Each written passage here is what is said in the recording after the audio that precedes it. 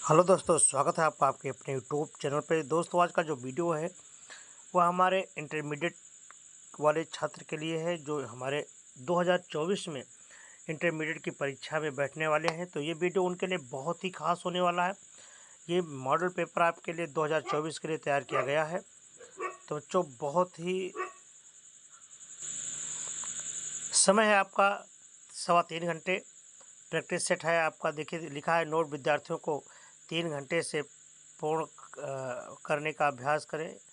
तो आप लोग खूब मेहनत करें और जो है 2024 के लिए तैयारी बनाएं। और ये आशा है कि ये वीडियो आपको ज़्यादा से ज़्यादा नंबर 2024 में दिलाने की मदद करेगा।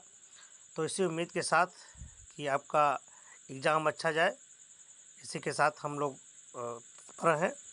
तो पहला क्वेश्चन आ गया आपके सेट पर। देखिए, आप इसको ऑब्जेक्टिव है, ये आप जान लीजिए कि 30 नंबर आपका प्रैक्टिकल है और 70 नंबर का पूर्णांक है। तो पहला क्वेश्चन आपके रहा स्क्रीन पर, ये रहा आपका पहला सवाल। सवाल आपका इस तरह से है कि 18 ग्राम जल में जल के कितने मोल होंगे। यहाँ पर आपसे मोल पूछा जा रहा है। 1 मोल होगा, 18 मोल होगा, या 10 मोल होगा, या 100 मोल होगा। तो देखिए, आपको यहाँ पर जब मोल की संख्या को निकालने को आएगी तो आपको सीधी सी बात है कि मोल बराबर क्या होता है, भार बटे अणुभार के। तो आपको भार दिया गया है 180 दिया गया है, ये आपका भार है। और इसमें जल का जो अणुभार है वो कितना है आपका 18। 16 और 2 18। हाइड्रोजन का होता है 2, ऑक्सीजन का होता है 16। तो 16 दूना 18, 16 2 18 हो गया ना। तो 180 बटे 18 हो जाएगा। 18 कम 18, 18 दामा 180, यानी 10 मोल। तो जहां आपका 10 मोल है वो आप क्लिक कर देंगे, यानी पहला सी ऑप्शन आपका सही है। क्लियर। तो पहला क्वेश्चन आपने सॉल्व किया और आपका आया 10 मोल। क्लियर। चलिए अगले क्वेश्चन की तरफ हम लोग बढ़ते हैं। अगला क्वेश्चन है आपका, अगला क्वेश्चन आ गया आपके स्क्रीन पर। यूरिया के एक जलीय विलेन की मोलता 4.44 मोल किलोग्राम है। तो विलेन में यूरिया का मोल प्रभाज क्या होगा। तो यूरिया का जो मोल प्रभाज है वह क्या होगा, ये आपसे पूछा जा रहा है। तो यूरिया का मोल प्रभाज हो जाएगा आपका, पहला ऑप्शन सही है आपका, 0.074 हो जाएगा। अगला क्वेश्चन, गा खंड करा कि अच्छे चालकत्व विलयन वाले पदार्थ कैसे होते हैं, मैंने पदार्थ होते हैं। तो अच्छे चालकत्व विलयन वाले पदार्थ कैसे होते हैं, प्रबल विद्युत अपघट्य होते हैं, यानी ऑप्शन आपका 2 सही है। क्लियर। अगला क्वेश्चन है आपका,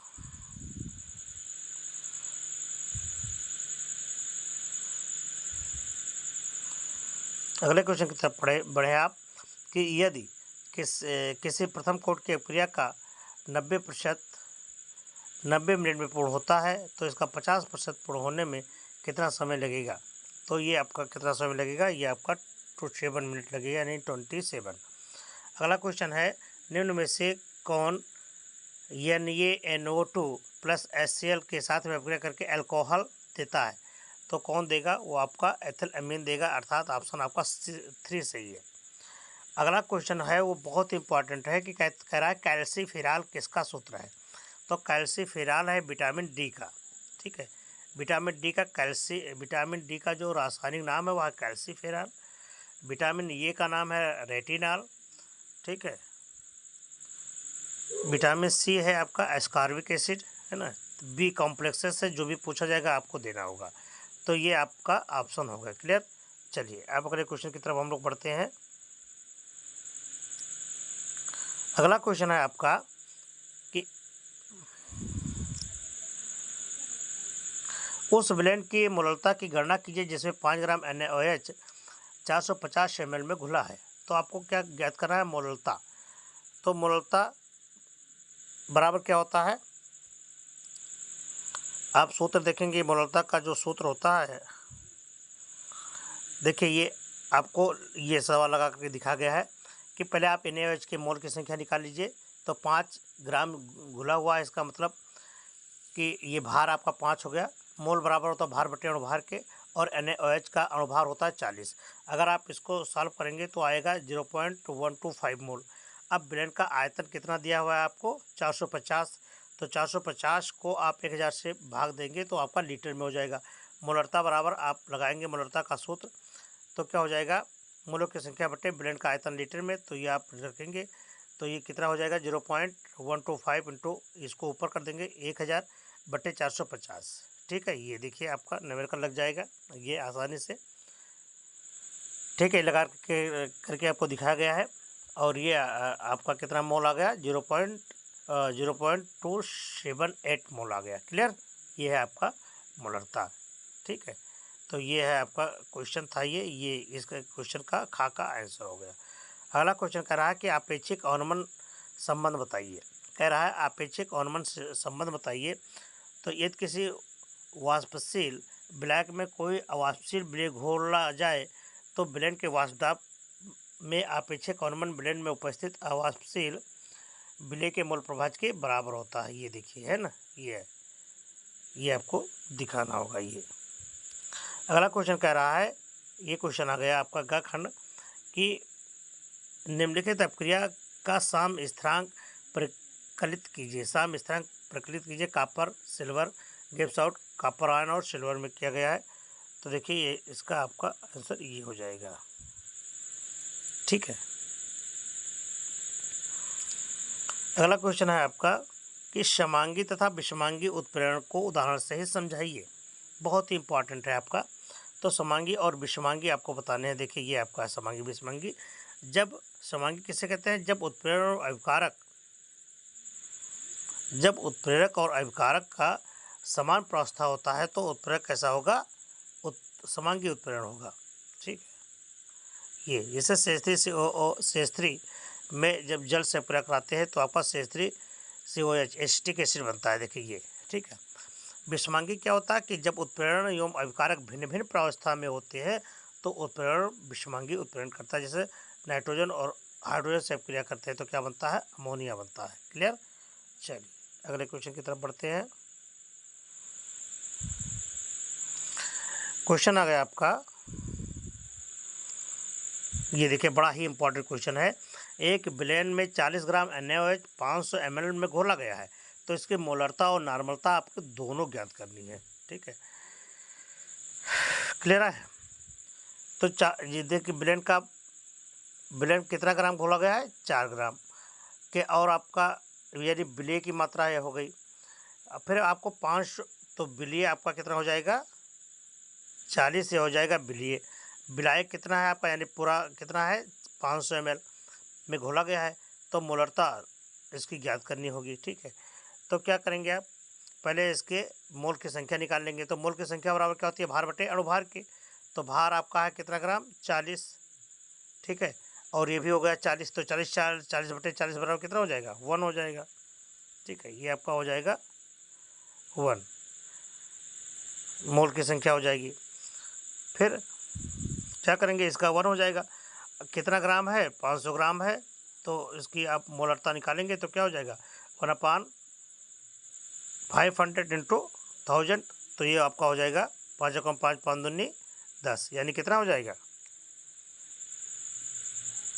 ये आपका हो जाएगा, ये देखिए ये हो जाएगा आपका 2 मोल।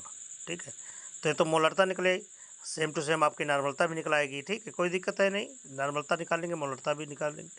तो नॉर्मलता को m से और इसको n से प्रदर्शित करते हैं, दोनों का मान आप आसानी से ज्ञात कर सकते हैं। ये देखिए वही चीज़ है, भार बटे अणुभार करेंगे, यानी तुल्यांक की संख्या निकालेंगे। तुल्यांक बराबर ही मोल की संख्या होती है, भार बटे अणुभार होगा, बाकी चीज़ वही लगा देंगे, आपका सवाल लग जाएगा। ठीक है, अगला क्वेश्चन कह रहा है फैराडे के विद्युत अपघटन का प्रथम नियम बताइए। तो ये देखिए फैराडे का प्रथम नियम क्या है, प्रथम विद्युत अपघटन का प्रथम नियम है कि इलेक्ट्रोड से मुक्त हुए पदार्थ की मात्रा या प्रभावित हुए पदार्थ की मात्रा विद्युत अपघट्य से प्रवाहित आवेश के समानुपाती होता है। तो W प्रोपोर्शनल Q, तो जहाँ Q बराबर, जब प्रोपोर्शनल ये IT हो जाएगा, Q प्रोपोर्शनल IT, यदि Q बराबर IT होता है ये, तो प्रोपोर्शनल हटाएंगे, Z आ जाएगा ZIT, जहाँ Z समानुपाती स्थिरांक है, अतः इसे विद्युत रासायनिक तुल्यांक भी कहा जाता है। ठीक है, ये बड़ा ही इंपॉर्टेंट है आपका। अगले क्वेश्चन की तरफ हम लोग बढ़ते हैं। ये देखिए विद्युत अपघट्य के ऊर्णमान को समझाइए। ये बहुत बार पूछा गया है।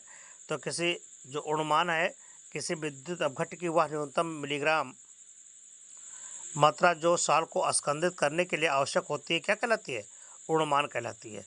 और ऊर्णमान को मिलीमोल प्रति लीटर में व्यक्त किया जाता है। क्लियर? तो ये भी चीज़ आपका क्लियर हो गया। अगला क्वेश्चन देखें, अधिशोषण और अवशोषण में क्या अंतर है? बहुत इंपॉर्टेंट क्वेश्चन है, आपका 2 नंबर मिलेगा। अधिशोषण और अवशोषण में क्या अंतर है? ठीक है, चलिए आपको ले चलते हैं। ये देखिए अधिशोषण और अवशोषण में क्या अंतर है।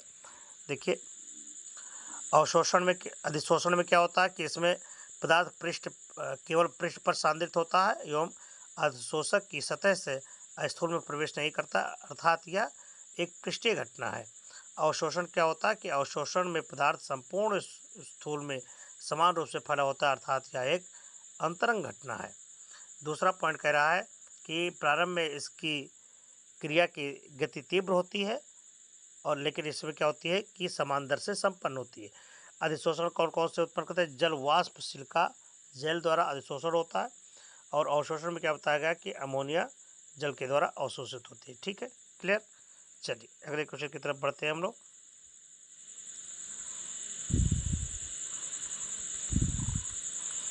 अगला क्वेश्चन का परिवर्ती ऑक्सीकरण अवस्था से क्या तात्पर्य है? इसे संक्रमण तत्वों के संदर्भ में समझाइए।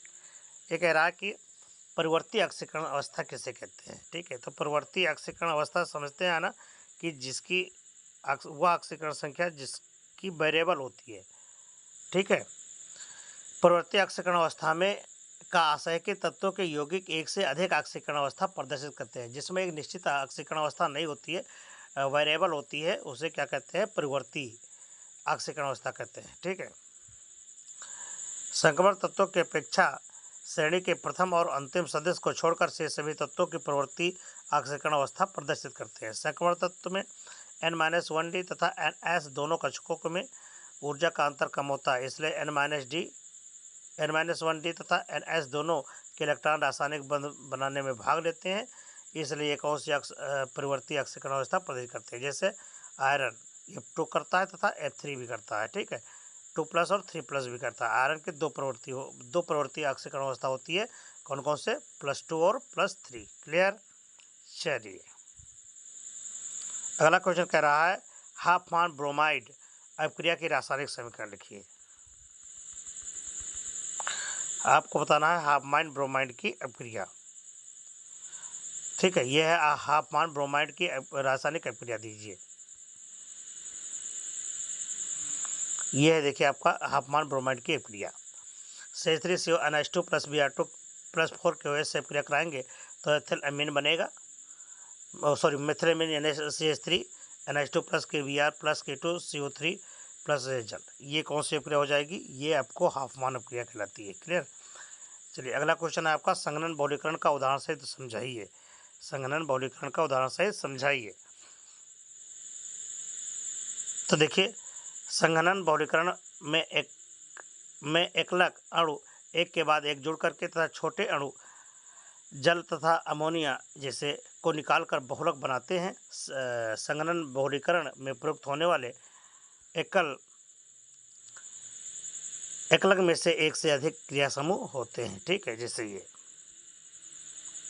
देखा ना।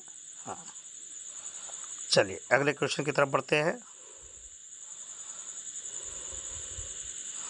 अगला क्वेश्चन है संश्लेषित अपमार्जक क्या होते हैं? किन्हीं दो अपमार्जक के आपको नाम लिखने हैं। ठीक है, संश्लेषित अपमार्जक क्या होते हैं? इनके आपको नाम लिखने हैं।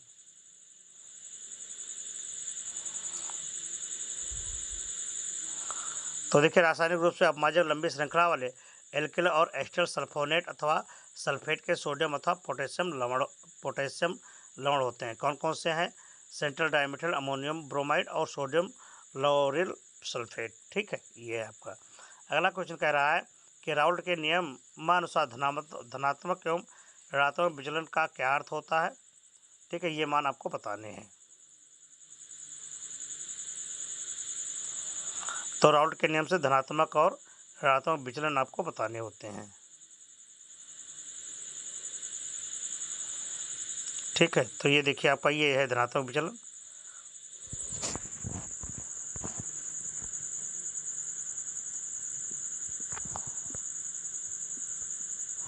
ये जब ब्लेन का वाष्पदाब राउल्ट के नियम द्वारा प्रयोग किए गए दाब वाष्पदाब किससे अधिक होता है तो यह धनात्मक विचलन कहलाता है।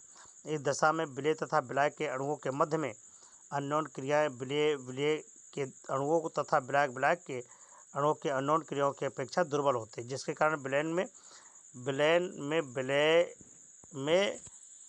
में से विलेय अथवा विलायक का अणु शुद्ध अवयव की तुलना में अधिक आसानी से पलायन कर सकते हैं, जिसके फलस्वरूप वाष्पदाब वृद्धि हो जाता है। ठीक है, ये चीज़ है आपका। तो ये तो आपका धनात्मक हो जाता है। देखिए, ये आपको फिगर बनाने होंगे। धनात्मक विचलन के प्रदर्शित करने वाले विलयन के उदाहरण कौन कौन से? एथिल अल्कोहल,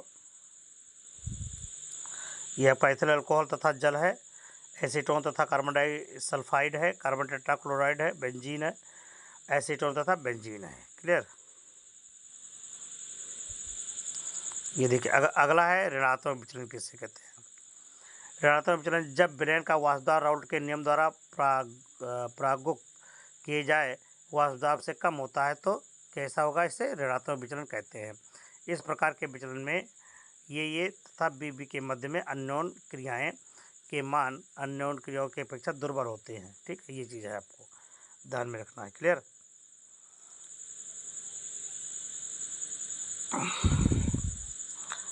अगला क्वेश्चन है आपका, ये देखिए, ये अगला क्वेश्चन है जिंक ब्लाइंड से जिंक के निष्कर्षण में भर्जन तथा अपचयन की क्रिया कारण सहित लिखिए। ये आपको बताने हैं। तो ये है जिंक धातु का निष्कर्षण।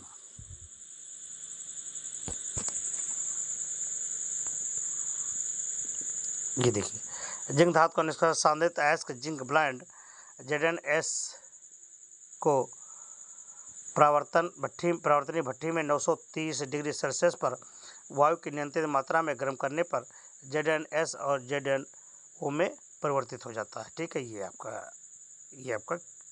रिएक्शन है। ZnS plus 3O2 gives out two ZnO। ठीक है, जिंक ऑक्साइड में जब परिवर्तित हो जाता है तो जिंक ऑक्साइड का Zn में अपचयन हो जाता है। किस तरह से अपचयन होगा? देखिए, भजित अयस्क को कोक में मिला करके छोटी छोटी गोलियां बनाई जाती हैं। 1600 डिग्री सेल्सियस पर इन गोलियों को किसमें? रिटार्ड में डाला जाता है, जिससे निम्न प्रकार की क्रिया प्राप्त होती है और आपका जिंक ऑक्साइड से जिंक प्राप्त हो जाती है। ठीक है, ये देखिए, अगला इंपॉर्टेंट क्वेश्चन आ गया। बहुत ही इंपॉर्टेंट क्वेश्चन है। देखिए, इस बार जो 2023 में पूछा गया था यही पूछा गया था और 2024 में भी पूछने की उम्मीद है। और अगले आपको जो मॉडल पेपर दिखाया जाएगा उसमें आपको इनऑर्गेनिक केमिस्ट्री का जो नॉमेनक्लेचर है वो भी बताया जाएगा। लिखा है निम्न के IUPAC नाम आपको लिखने हैं। देखिए, IUPAC नाम तो आप जानते हैं, international union of pure and applied chemistry नाम आपको जानना है। तो पहला नाम देखिए इसमें क्या है,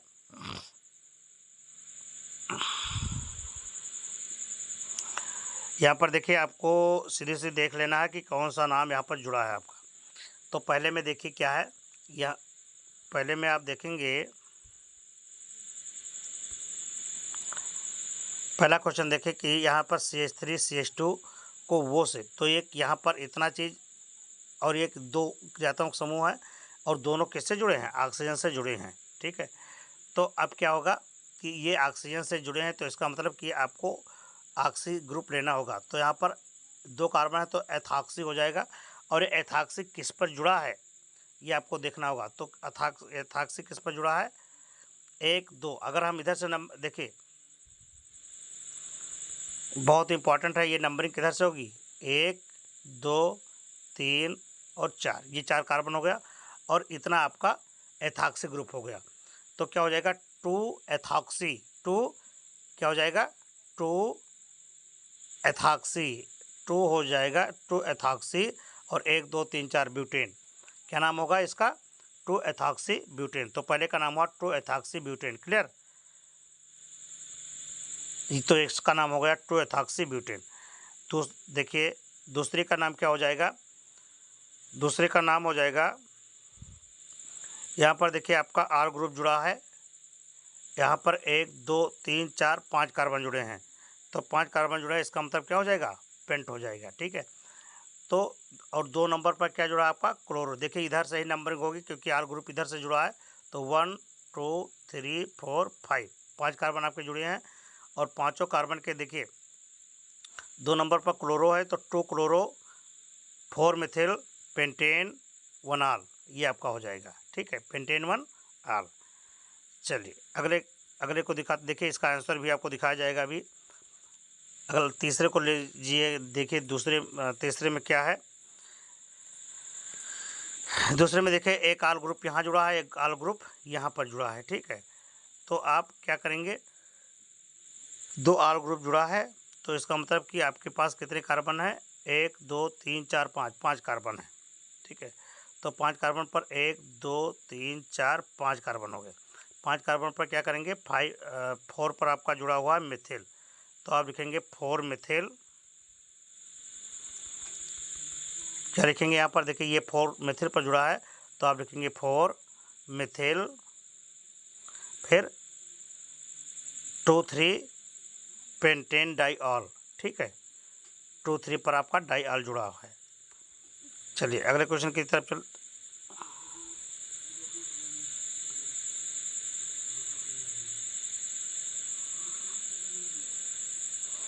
ये देखिए अगला क्वेश्चन, देखिए अगला क्या है आपका,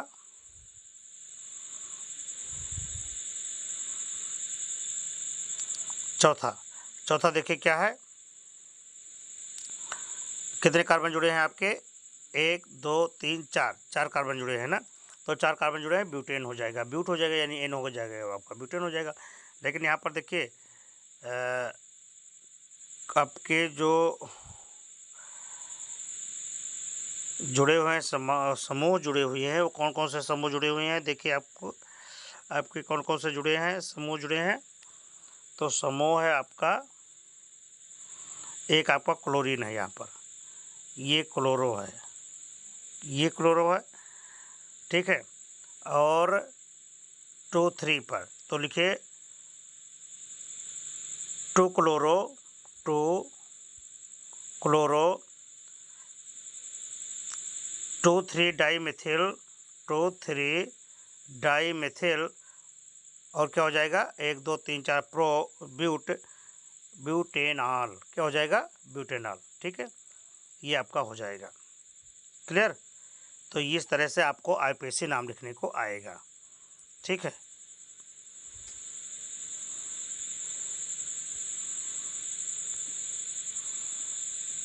देखिए ये आपका आंसर है।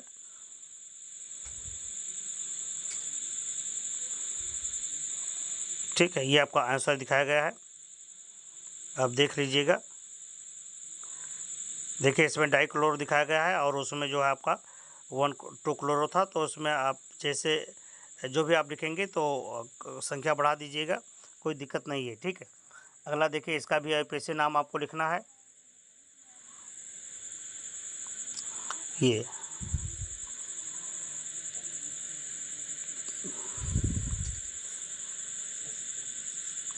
तो देखिए यहाँ पर पहले का, देखिए पहले दूसरे तीसरे में क्या क्या नाम लिखा है।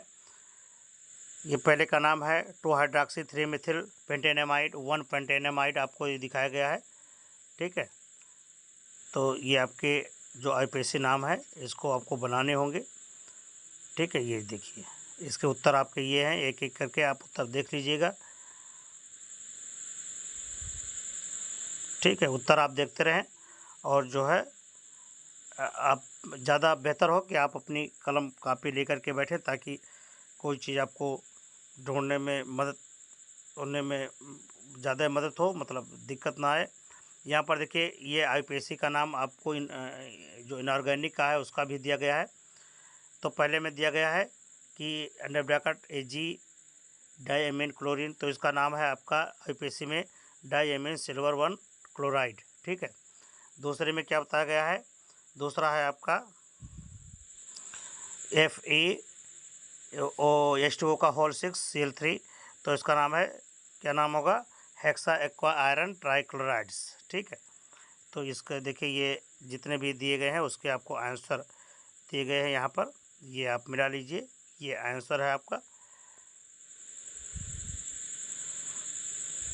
ठीक है, अगला क्वेश्चन है आपका, ये देखिए रासायनिक समीकरण देते हुए स्पष्ट कीजिए कि क्लोरोबेंजीन से निम्नलिखित यौगिक कैसे बनाए जाते हैं। ठीक है,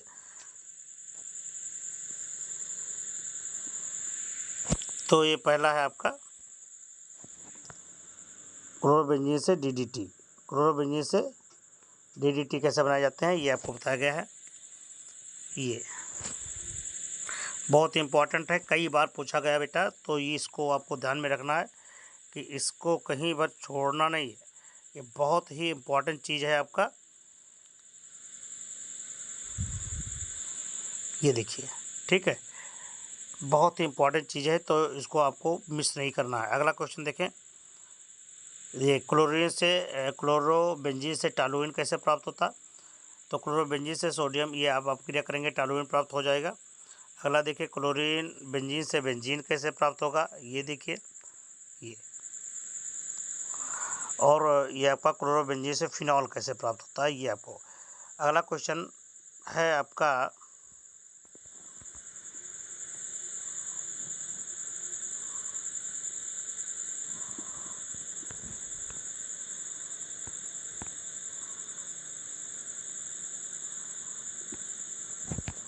ये देखिए, ये है डाईएथिल बनाने की प्रयोगशाला विधि का वर्णन करना है आपको। डाईएथिल,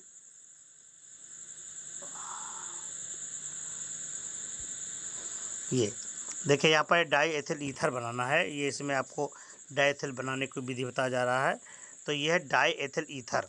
क्या बनाना है आपको, डाईएथिल ईथर बनाना है। इस तरह से देखिए किस तरह से, ये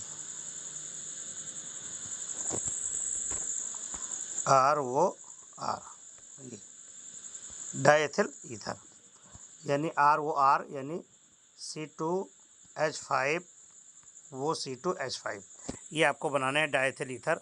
तो किस तरह से बनाया गया है, तो देखिए यहाँ पर एथिल अल्कोहल को अधिक में सल्फ्यूरिक अम्ल के साथ में 140 डिग्री सेल्सियस पर गर्म करने पर डाईएथिल ईथर प्राप्त होता है। ठीक है, ये देखिए आपका डाईएथिल ईथर प्राप्त हो गया। पहले आप एथिल अल्कोहल को जब सल्फ्यूरिक अम्ल के साथ में क्रिया कराते हैं तो एथिल हाइड्रोजन सल्फेट प्राप्त होता है। फिर एथिल हाइड्रोजन सल्फेट को पुनः एथिल अल्कोहल के साथ में आप क्रिया करा देते हैं तो क्या प्राप्त होता है आपको, डाईएथिल ईथर प्राप्त होता है। ठीक है, ये आपको ईथर बनाया गया है। अब देखिए ईथर जो बना है आपका, उसमें क्या क्या प्रयोग सामान लेते हैं। देखिए क्या है कि एक गोल पेंदी के फ्लास्क में एथिल अल्कोहल का सांद्र सल्फ्यूरिक अम्ल के मिश्रण को 2:1 में लेकर के बालू ऊष्मा पर 140 डिग्री सेल्सियस पर गर्म करते हैं, जिससे ईथर बर्फ में रखे ग्राही पात्र में एकत्रित होने लगता है। इस प्रकार C2H5 और C2H5 में H2SO4 C2H5OH तथा जल की अशुद्धियाँ होती हैं। सल्फ्यूरिक अम्ल की अशुद्धियों को दूर करने के लिए एथिल को क्या करते हैं, NaOH के साथ में धोते हैं। ठीक है, और आपका शुद्ध डाईएथिल ईथर प्राप्त हो जाता है। क्लियर।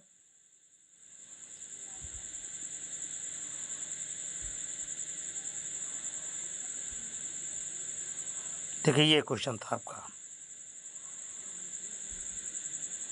ठीक है, क्वेश्चन आपका ये था कि डाईएथिल ईथर बनने की प्रयोगशाला विधि का वर्णन कीजिए। ठीक है, तो ये भी आंसर वही था, वही आंसर है आपका यहाँ। ये देखिए वही चीज़ है, ये डबल हो गई। देखिए उसके बाद में देखिए ईथर की बहुलता में आपको बताया गया था। ये प्रयोगशाला में इस तरह से आप ये डाईएथिल ईथर प्राप्त करेंगे। देखिए ये, ठीक है, ये देखिए अगर आपसे फिगर पूछा जा रहा है तो आपको फिगर बताना ज़रूरी होगा, वरना नंबर आपके कट जाएंगे। क्लियर।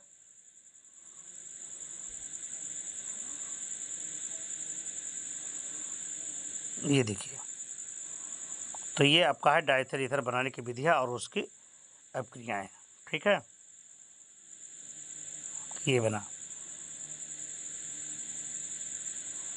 अगला क्वेश्चन है, देखिए आपका ये है,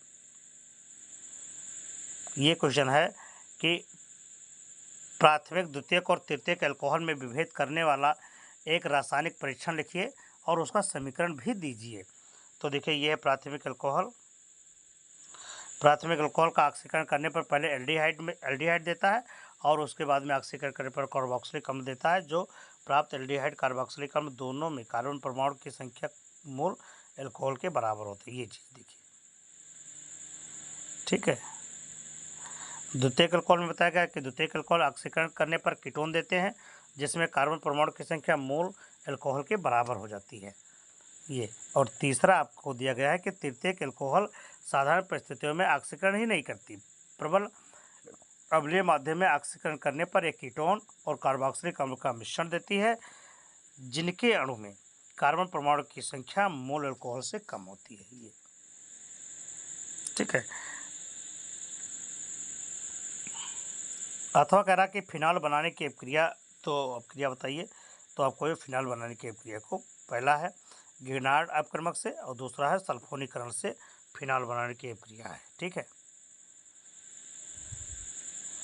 अगला देखिए, या इसमें अल्कोहल मतलब अथवा करके आएगा क्वेश्चन, ये आएगा, या आपसे ये पूछा जाए, ये क्वेश्चन पूछा जाएगा कि कैसे प्राप्त करेंगे, केवल समीकरण दीजिए। ये बहुत इंपॉर्टेंट है। बेंजोइक अम्ल से बेंजोफिनॉन, एसिटिल क्लोराइड से एसिटल्डिहाइड, फॉर्मल्डिहाइड से बैकेलाइड्स और एसीटोन से क्लोरीटोन। ठीक है। ये तो देखिए इसके चारों ऑप्शन आपके इस तरह से, ये देखिए आपको चारों दिखाए गए हैं। इस तरह से आप बेंजो प्राप्त कर सकते हैं। ठीक है। जी, अगला क्वेश्चन कह रहा है, अगला क्वेश्चन बड़ा इंपॉर्टेंट है। देखिए कह रहा है कि क्लोरीन के औद्योगिक निर्माण की विद्युत अपघटनी विधि का सचित्र वर्णन कीजिए। तो क्लोरीन आपको बनाने हैं। देखिए क्लोरीन की विद्युत अपघटनी विधि, देखिए सिद्धांत है। क्लोरीन पर औद्योगिक स्तर पर निर्माण के लिए NaCl का विद्युत अपघटन किया जाता है। ब्राइन का स्टील कैथोड तथा ग्रेफाइट एनोड के मध्य में विद्युत अपघटन कराने पर Cl2 प्राप्त होती है। ये यानी Cl2 सेल एनोड पर एक कैथोड पर होती है। विधि में बताया गया है कि ब्राइन का विद्युत अपघटन एक विशेष प्रकार की सेल में किया जाता है, जिसे नेल्सन सेल कहते हैं। इसमें स्टील का एक कैथोड यू आकार का छिद्र तथा एनोड ग्रेफाइट की छड़ होती है। कैथोड की आंतरिक सतह पर संरंध्र डायाफ्राम लगा रहता है। ठीक है। जो किसका कार्य करता है, कैथोड और एनोड का कार्य करता है। ब्राइन का विद्युत अपघटन कराने पर एनोड तथा क्लोरीन गैस मुक्त होती है, जिससे स्टील के सिलेंडर में एकत्रित कर लिया जाता है। कैथोड पर H2 गैस मुक्त हो जाती है। ठीक है। या इस क्वेश्चन में अथवा करके पूछा जा रहा है, या ओजोन का औद्योगिक निर्माण का सचित्र वर्णन करना है आपको। ठीक है। मतलब या आपको ओजोन बताना है कि ओजोन क्या होता है, ओजोन के बारे में आपको से पूछा जा रहा है। ये ओजोन का औद्योगिक निर्माण, तो अधिक मात्रा में ओजोन बनाने के लिए सीमांत हेलेस्की ओजोनाइजर का प्रयोग किया जाता है। इस ओजोनाइजर में लोहे का एक बड़ा बक्सा होता है, जिसमें पोर्सलेन तथा कांच से घिरी हुई एल्युमिनियम की कई छड़ें होती हैं। उपकरण को ठंडा रखने के लिए बीच में जल प्रवाहित किया जाता है। एल्युमिनियम की छड़ों तथा नलियों के बीच में शुद्ध तथा शुष्क ऑक्सीजन वायु को धीरे धीरे प्रवाहित करते हैं। एल्युमिनियम की छड़ों को 1000 से 8000 वोल्ट तक रखते हैं। ठीक है। नीचे आने वाली वायु की ऑक्सीजन नीरो विद्युत विसर्जन से प्रभावित होकर ओजोन में बदल जाती है। ये देखिए आपको ये फिगर आपको बताने होंगे, क्योंकि फिगर तो बहुत इम्पोर्टेंट है। अगर आप फिगर नहीं बनाएंगे तो भी मुश्किल हो जाएगा आपको नंबर पूरे के पूरे मिलने, और अगर आप बना रहे हैं तो आपको पूरे नंबर दिए जाएंगे। ओजोन मंडल, ये देखिए O3 समुद्र से 20 किलोमीटर की ऊंचाई पर सूर्य से प्राप्त पराबैंगनी प्रकाश के प्रभाव से वहाँ उपस्थित ऑक्सीजन से बनती है। इस परत को ओजोन मंडल कहते हैं। ओजोन मंडल का महत्व क्या होती है, ये बहुत इंपॉर्टेंट है। ये एक जीवन रक्षक परत होती है, क्योंकि हानिकारक पराबैंगनी जो किरणें होती हैं इनको पृथ्वी पर आने नहीं देती है और जीव जंतुओं की रक्षा हो जाती है, सुरक्षा होती है। ठीक है। अगला क्वेश्चन है आपका, बहुत ही इंपॉर्टेंट क्वेश्चन है, एंजाइम उत्प्रेरक क्या है, इन पर विशेष प्रकाश डालिए। ठीक है। तो एंजाइम उत्प्रेरक क्या होते हैं कि अगला देखिए एंजाइम क्या होते हैं। एंजाइम उच्च अणुभार वाले नाइट्रोजन युक्त जटिल कार्बनिक यौगिक प्रोटीन हैं, जो जीवित कोशिकाओं से उत्पन्न होते हैं। ये जीव रासायनिक क्रिया को उत्प्रेरित करते हैं, इसलिए इन्हें जीव उत्प्रेरक भी कहते हैं। विशेषता क्या होती है कि सभी एंजाइम प्रोटीन होते हैं, ये जीवित कोशिकाओं में उत्पन्न होते हैं। ये जीव शारीरिक क्रियाओं को उत्प्रेरित करते हैं। एंजाइम ताप परिवर्तन में अत्यधिक प्रभावित होते हैं। एंजाइम उत्प्रेरित अपक्रिया की दर पीएच परिवर्तन से प्रभावित होते हैं। महत्व देखिए, समान शारीरिक कार्यों में वृद्धि एवं विकास के लिए एंजाइम आवश्यक होते हैं। किसी भी एंजाइम के बनने से या उसकी सक्रियता नष्ट होने से शरीर में मेटाबॉलिक विकार एंजाइम उत्पन्न होते हैं, जिससे विभिन्न प्रकार के रोग उत्पन्न होते हैं। ठीक है, अगला क्वेश्चन कह रहा है कि ग्लूकोज की संरचना व सूत्र लिखिए, इसके रासायनिक अपक्रियाओं का वर्णन कीजिए। ठीक है, पॉलीहाइड्रॉक्सी एल्डिहाइड का होना सिद्ध कीजिए।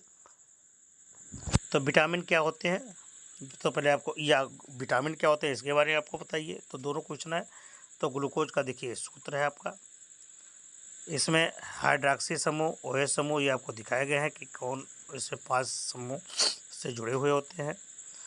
हाइड्रोसाइनाइड से ग्लूकोज की क्रिया भी आपको दिखाया गया है। ये देखिए ग्लूकोज साइनोहाइड्रेट बनता है। ग्लूकोज का फेलिन और टॉरिन अपकर्मक को अपचयित करता है। ये देखिए बहुत ही इम्पोर्टेंट है। अगला है आपका विटामिन, बहुत ही इम्पोर्टेंट पॉइंट है अब आपका विटामिन। विटामिन क्या है, ये विशिष्ट जैविक क्रियाओं के संपन्न होने के लिए हमारे आहार में आवश्यक वह पदार्थ हैं जिनसे जीव की नियमित वृद्धि तथा स्वास्थ्य का सामान्य रखरखाव होता है। विटामिनों का वर्गीकरण, विटामिन बताया गया है कि विटामिन 2 प्रकार के होते हैं, एक है वसा में घुलनशील विटामिन और दूसरा है जल में घुलनशील विटामिन। तो वसा में घुलनशील विटामिन कौन कौन से होते हैं, इस वर्ग में उन विटामिनों को रखा गया है जो वसा तथा तेल में विलेय होते हैं परंतु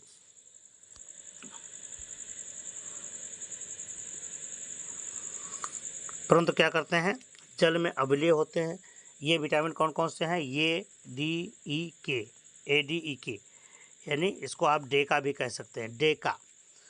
तो विटामिन आप देखिए ध्यान अगर आप में है तो वसा में और जल में घुलनशील विटामिन की एक ट्रिक है, डेका, DEK, ये क्या हो गया, डेका। अगर आप डेका यानी ADEK यानी डेका, अगर आपको याद रखना है डेका, तो डेका वसा में घुलनशील विटामिन है। ठीक है, और जो आपके जल में घुलनशील विटामिन है वो क्या है, बस BC, क्या है, B और C। तो B और C विटामिन कैसी हैं आपकी, B और C विटामिन केवल ये जल में घुलनशील विटामिन है, और डेका कौन सी विटामिन है आपकी, डेका जो विटामिन है वो किस में घुलनशील है, वह वसा में घुलनशील विटामिन है। ठीक है, तो इस तरह से विटामिन के बारे में आपको, हाँ, तो जल में घुलनशील विटामिन वसा में हो गया। और देखिए ये क्या करते हैं कि यह यकृत तथा एडिपोज ऊतक में संग्रहित होती है। दूसरा बताया गया जल में घुलनशील विटामिन, बहुत इंपॉर्टेंट है। तो जल में घुलनशील विटामिन कौन कौन से हैं, B और C कौन सी विटामिन होती हैं, ये जल में घुलनशील विटामिन होती हैं, इनको जल में घोला जा सकता है। अब विटामिन B की बात है तो विटामिन B कॉम्प्लेक्सेस होते हैं, विटामिन B1 है, B2, B3, B4 है ना, B5 B12 है ना। तो ये जो B का मामला है यहाँ पर B कॉम्प्लेक्सेस विटामिन होती है। और विटामिन C की जो बात की जाए वो कौन सी विटामिन है, विटामिन C एस्कॉर्बिक एसिड होती है। तो एस्कॉर्बिक एसिड और ये विटामिन B कॉम्प्लेक्सेस कैसे होते हैं, ये जल में घुलनशील होते हैं। बाकी ADEK जो होती है वो आपकी कहाँ पर, वसा में घुलनशील विटामिन होते हैं। ठीक है, तो ये थी आपकी आज की इतनी पेशकश, हमने यहाँ तक आपको बताया। इसी में लगभग आपका पूरा का पूरा चैप्टर समाप्त हो गया है।